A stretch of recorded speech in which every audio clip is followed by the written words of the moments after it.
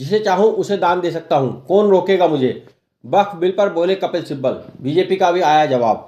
निर्दलीय राज्यसभा सांसद कपिल सिब्बल ने गुरुवार को सदन में वक्फ संशोधन विधेयक 2025 पर चर्चा के दौरान कहा कि वह अपनी संपत्ति जिसे चाहें दान दे सकते हैं, उन्हें रोकने वाला कोई नहीं है।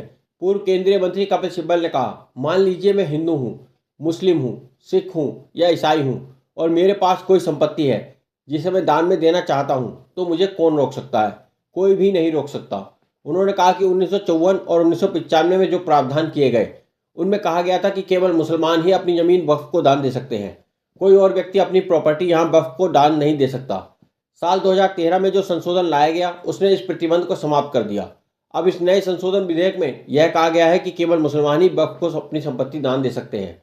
उन्होंने ऐसे अदालती फैसलों का जिक्र किया जहां हिंदुओं ने अपनी जमीनें विभिन्न परियोजनाओं जैसे कि कब्रिस्तान आदि के लिए दान में दी हैं।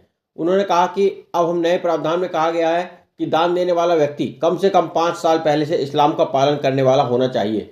यदि ऐसा होता है तभी वह अपनी संपत्ति वक्फ को दान दे सकता है। राज्यसभा सांसद ने कहा कि आपने यह प्रावधान किया है कि जिला मजिस्ट्रेट को यह निर्णय लेने की पूरी शक्ति होगी कि कोई संपत्ति वक्फ की है या नहीं। जिला मजिस्ट्रेट इसमें क्या जांच करेगा, वह स्वयं निर्णय लेगा और उसका निर्णय अंतिम होगा। उन्होंने कहा कि सत्ता पक्ष के लोग पूछ रहे हैं कि वक्फ बोर्ड कैसे निर्णय ले सकता है, कैसे उसका निर्णय फाइनल हो सकता है। हिंदू एंडोमेंट एक्ट में उनका जो प्रबंधन है उसका निर्णय फाइनल है, उसमें आपको कोई आपत्ति नहीं है। लेकिन वहीं यदि वक्फ बोर्ड में ट्रिब्यूनल निर्णय अंतिम है तो उसमें आपको आपत्ति है। सिब्बल की बातों का जवाब देते हुए अल्पसंख्यक मामलों के मंत्री किरेन रिजिजू ने कहा, आप लोग अपनी बात रखकर चले जाते हैं, सवाल रखकर चले जाते हैं, लेकिन जवाब सुनने के लिए सदन में रुकते नहीं। उन्होंने कहा कि निर्दलीय सांसद की बातों का जवाब तब देंगे जब वह सुनने के लिए सदन में मौजूद होंगे।